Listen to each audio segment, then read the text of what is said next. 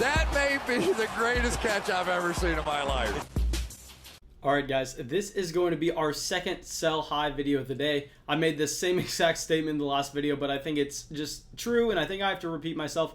I'm sorry if y'all don't like these videos, but I personally think that going through and trying to evaluate the top 3 most overvalued positional players each and every week is going to be extremely beneficial for going out there and maximizing our potential output in terms of our fantasy points scored over the rest of the season. I said this last video, but I just want to reiterate because I think it's 100% true that I think, if anything, I am the best person to go out here and kind of talk about this because I talk to so many people every single day about their fantasy football leagues. Y'all know I live stream 3 to 4 hours every single night. So I hear a ton of questions. I see a ton of trade questions, start sit questions, just understanding where many different people just in many different leagues value their players and value these specific guys. And this is the list of 3 that I came out that I think they are currently overvalued, and you could go out there and maximize your production over the next season by going out there and actually selling these players. But before we get into it, I just really want to thank everyone for all the non-stop support on the channels. Y'all know we are going to continue 4 videos a day, live streaming every single night. If y'all continue showing this kind of support, I mean, there's no reason for me to do anything else. Guys, it's just absolutely fantastic. I never thought we would be here past 10,000 subscribers and not even slowing down. Looks like we're going to skyrocket towards that 20,000 subscriber mark, and it's 100% because of y'all.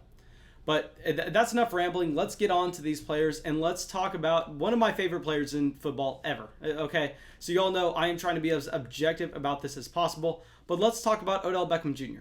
And I understand, guys, I have been waiting for a performance like this from Odell for a very long time. Y'all know I love Odell. I mean, we have the vintage Odell jersey behind us. That was one of the 3 that I picked out that we needed for our wall. And guys, I love the player. I think that going forward, the thing that we have to worry about is the passing volume we are going to see in the Cleveland Browns offense. And y'all know I went out here, and if y'all were in the live stream last night, maybe you already heard me say this, but I think when we are evaluating these sell-high players, it's going to be extremely important to go out there and kind of see where their production came from the week prior. And with Odell Beckham Jr., if he went out there and if he would have dropped this monstrous wide receiver 1 week just purely off of production from Baker Mayfield, I would be all aboard. I'd be saying, guys, why would you ever consider going out there and selling Odell? This is something we can continue to expect. Baker Mayfield is going to continue to sling the ball towards Odell. But that's not what happened. We saw 2 of his major breakaway plays that resulted in so many fantasy points coming from things that are going to be completely unpredictable going forward. One, Jarvis Landry bombed to open up the game. I mean, something that obviously, guys, you cannot expect that to happen. Maybe even more than what it already did. Maybe this is the only time we end up seeing that. And our other thing is we see Odell Beckham Jr. go out there and score that 50-yard rushing touchdown. And I really don't want to hold this completely against him because I understand. I mean, it's extremely impressive for him to go out there and make these plays. I am fully of the belief that Odell Beckham Jr. is a top 10 wide receiver in terms of just pure overall talent and playmaking ability, but we're not trying to evaluate talent here. We're trying to predict what we are going to see in the future from his fantasy production. And I think that what's going to be way more predictable is the amount of targets that he saw from Baker Mayfield and what those targets led to. And while it was not necessarily horrendous what he saw from Baker in week 4, still, we have to understand this Cleveland Browns team went out there and dropped like 50 points on the Dallas Cowboys defense. And I believe Odell got like something like, I want to say 8 targets from Baker Mayfield.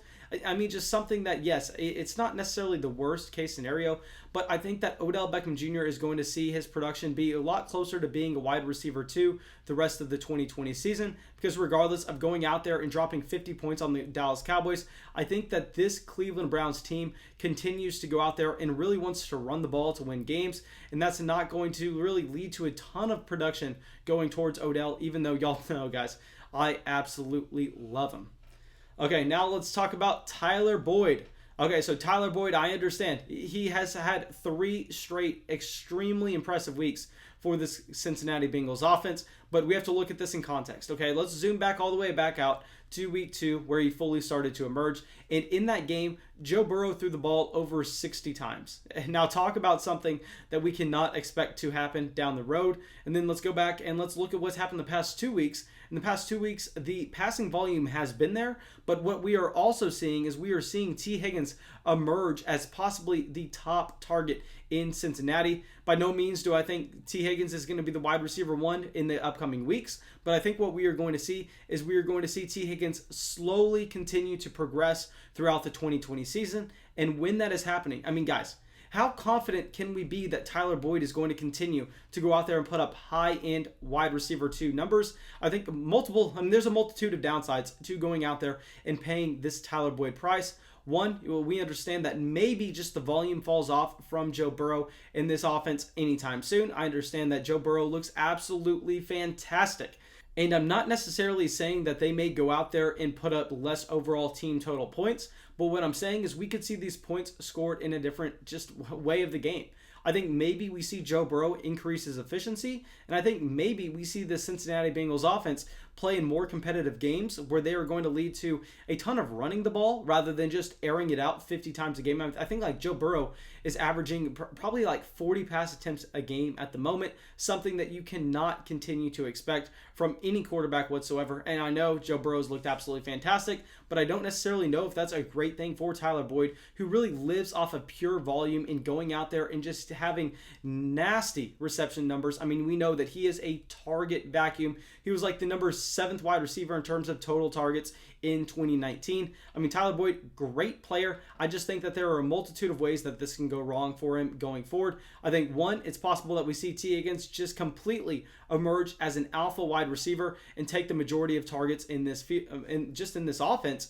And two, I think we could see just there being less targets to go around with Joe Burrow being more efficient and possibly more carries going to Joe Mixon and them just really controlling the pace of game whenever they can go out there and they can get this offense clicking on all cylinders. So guys, in general, I think that Tyler Boyd, based off of what I've seen so far in our live streams, questions that I've gotten regarding him, would be a fantastic sell. If you can go out there and you can trade Tyler Boyd plus a very small piece and maybe get a Terry McLaurin, one of those wide receivers where we know he's going to be getting 25 to 30% of his team's targets every single week, and it's going to be very hard to expect that to change anytime soon. I think that's a guy that we would love to go out there and target. Now, let's talk about one more player that I absolutely, really want to say that is actually a buy in fantasy football, but the more you look into the situation, the harder I find that to be. And let's talk about Mike Evans. So yes, Mike Evans has had fantastic production over the past few weeks, but let's look at the context with this production as we've been doing with our other wide receivers this video. I mean, 2 weeks ago, we saw Mike Evans put up like, I believe it was like 15, 16 points, which was fine. I mean, it puts him in the wide receiver 2 range. But how he did this is completely not sustainable. He did this with 2 receptions and 2 touchdowns for like 3 yards. I mean, just something absolutely hilarious where pretty much he just got lucky in the touchdown category. He is a bigger bodied wide receiver where we can expect him out of anybody else to have higher touchdown numbers, but we can't expect it off of that efficiency if he's not seeing the volume. So I think once Chris Godwin comes back, while Chris Godwin does not look like he's going to come back Thursday, in my opinion, based on us understanding that he did not practice on Tuesday. I've not read the Wednesday practice report so far. It's going to be something to monitor, but I think that we are going to see Chris Godwin back sooner rather than later, possibly in week 6. And we understand that, I mean, guys, trust me, there's no one who would much rather prefer Mike Evans being the wide receiver 1 target in this offense than me compared to Chris Godwin. Y'all know, if you've been following the channel for a while, Chris Godwin was my worst miss of 2019. I went out there and just nonstop, every video I pretty much talked about how Chris Godwin was overvalued, and then he went out there and was just a complete league winner. So I don't want to root for the guy. I want to come out here and cement Mike Evans as this team's alpha wide receiver, but there are a couple of downsides where we're not necessarily looking at it baked into this Mike Evans projection going forward. One, what happens when Chris Godwin comes back and we see Mike Evans get relegated to being the wide receiver 2 on this offense? I'm not necessarily saying that's 100% going to happen, but we have to understand that we are looking at all this through range of outcomes and just kind of percentage chances because we are trying to make the best bet possible. And it is possible that Chris Godwin comes back and is planted in as the wide receiver 1.